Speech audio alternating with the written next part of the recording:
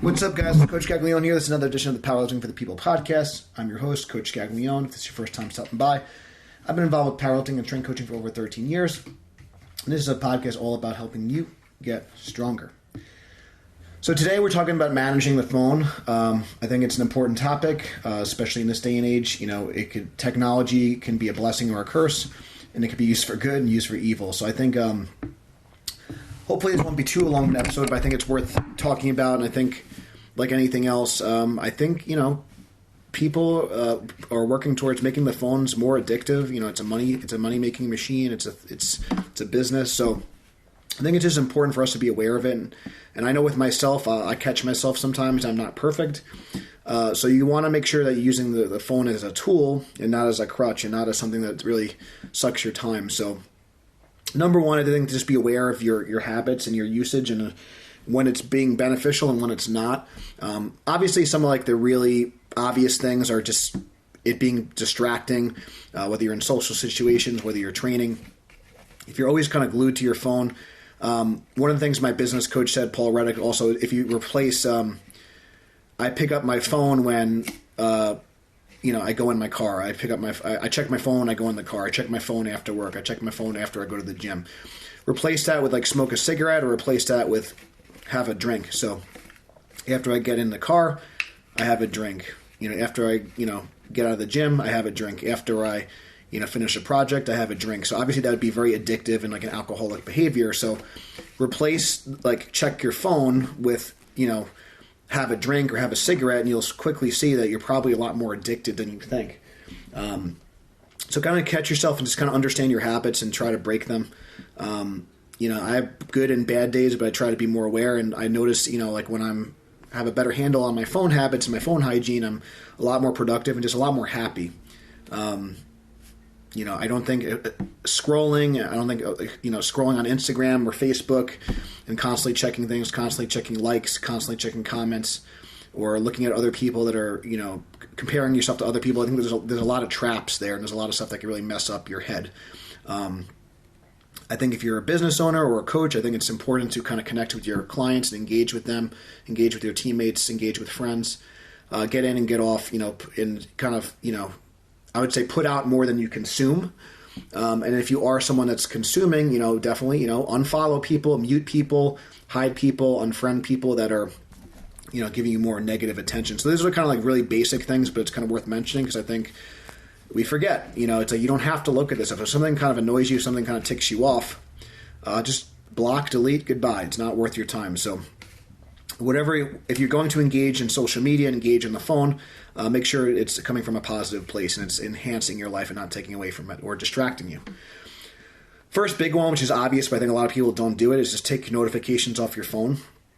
If you're kind of in an emergency situation, obviously you can, there's, I think, certain ways where you can kind of make sure your spouse or loved ones kind of reach you, for when you're on Do Not Disturb and things like that. I often utilize airplane mode a lot if I'm working or if I have a project, or even to shut the phone off completely or just keep it away. So if you have an important project, you definitely should have notifications on, and you might even want to shut the phone off or even put it out of sight. Screen time is another good tool I started using, so you can kind of set limits for apps. So I think for most people it's probably things like Instagram and Facebook or YouTube. So set limits on those things, and that'll kind of force you to kind of get in and get out. So screen time is very effective. So that's going to be a big one. Set up rules for when you wake up and when you go to bed. So I'm kind of guilty of this. I'm not perfect I'm better at night. I'm not as good with the morning.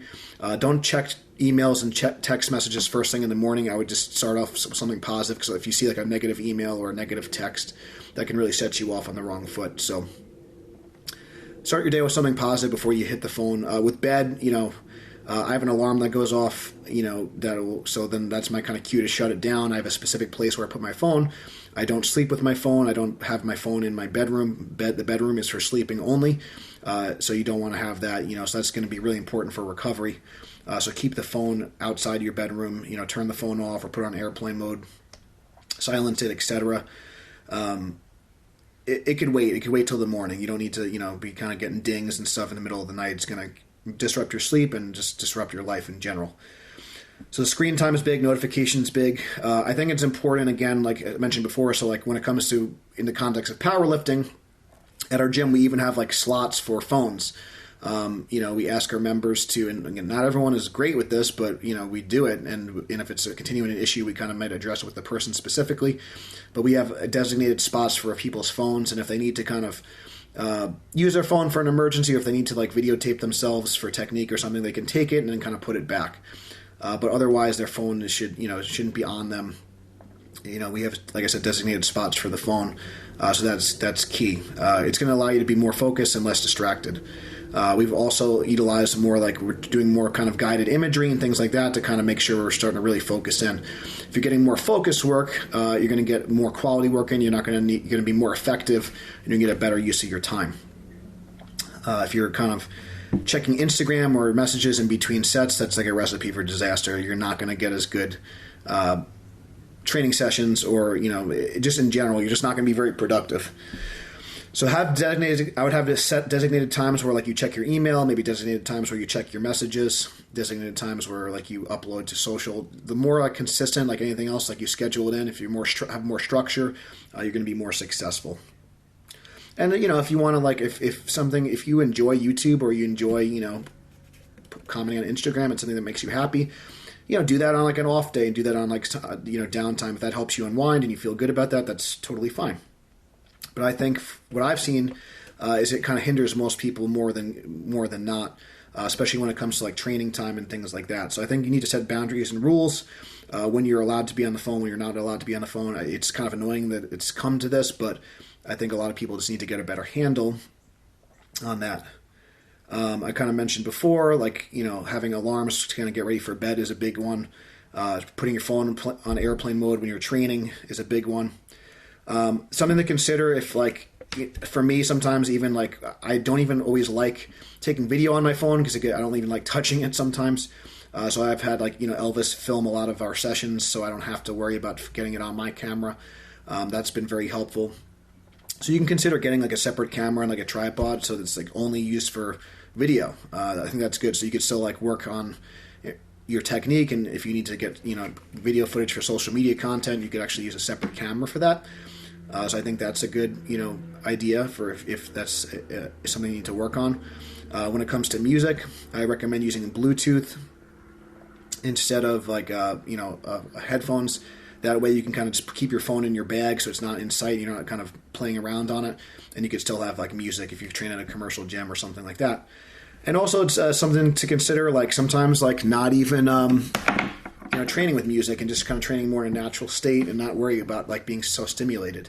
I think there's some benefit to that as well. I think some of the biggest things is just like not having the phone on hand. Like if you don't need the phone, I like to keep it in my car.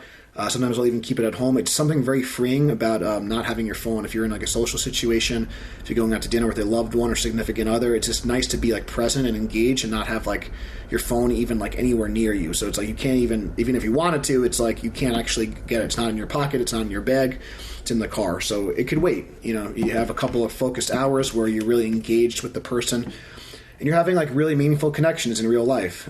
Team IRL. So we've talked about this before. I think it's really important to have those connections and be focused. And like I said, there might be times where like that's not possible, and that's okay. But I think it's important to schedule that time where like, quote unquote, like fasting from the phone. I think it's important to kind of restrict from the phone and restrict from technology and just be in a more natural state. It may sound a little woo-woo, but I do think it's really beneficial. So this is kind of a short one, but I think it's an important one. So number one, some takeaways for today is notice, like, just observe yourself and be present and see like how you react to the phone, and replace that every time you check your phone. Replace that with have a drink and see if those behaviors are more addictive or not. Catch yourself, So that's going to be a big one. Adjust screen time based on your needs and based on if you're using your phone for work. You could set different like schedule restrictions for that for time. I think restricting social media is kind of a big one. Maybe restrict if you binge on YouTube or something. Whatever like your vice is, set restrictions for it. Just like you don't want to binge on food and calories, like you are going to set a cap to that. It's the same thing with this kind of stuff. You only want to consume what you need to, and not anymore. And if you're a coach or an influencer, get in, get out, do what you got to do, engage, get out. Set designated times for that. Take designated times to respond to people. Turn your notifications off if it's an absolute emergency or you're expecting something. Using, again, Bluetooth for music. Fasting from the phone, using a separate camera for technique videos. These are all like really, really good tips for managing the phone. But basically, if you don't need it, leave it home or leave it in your car, and just kind of be engaged. I think the biggest takeaway from today is just being more present. You can't be focused on the phone and fully engaged with your partner or fully engaged with your training session. And I think, we're really lacking focus now. And I think we need to kind of come back and we need to be more present and we need to have more meaningful connections in life. So unplug from the phone, fast from the phone. You won't regret it. You're going to be really feeling a lot better. You're going to be more productive, more focused. And I think it's going to lead to less anxiety and depression and things like that. That's what I found. I find that the less screen time I have, the better I feel. So, anyways, get off your phone, turn this podcast off, do something in real life. Thank you guys for watching. Check out the links below if you want to support the program. And make sure you give this podcast a 5-star review if you found it helpful. Until next time, stay strong, and we'll see you soon.